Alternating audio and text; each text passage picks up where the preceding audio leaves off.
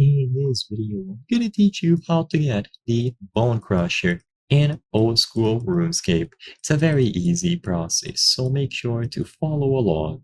In this video, I'm gonna give you a general guide of the steps that you have to take to acquire the Bone Crusher. This is going to be a reward from the Hard Mauritania Diary. So you can obtain a Bone Crusher from a Ghost Disciple in the Ectofungus building while you have the necklace equipped. So you will need to equip a Ghost Speak necklace or amulet. This will allow you to talk or interact with the ghost.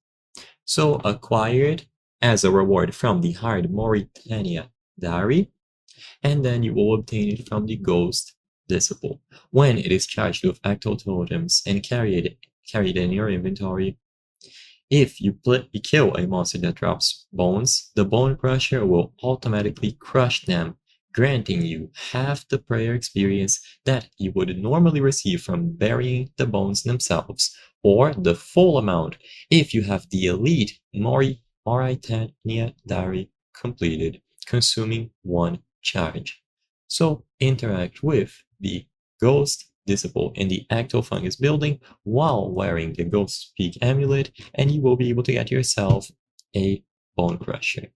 Complete the Mauritania Diary on the hard version, and you will be able to reward yourself with a Bone Crusher. So I hope I was able to help you. If this video helped you, please consider subscribing. As you can see, according to the channel metrics, 83% of the people watching our videos are not subscribed.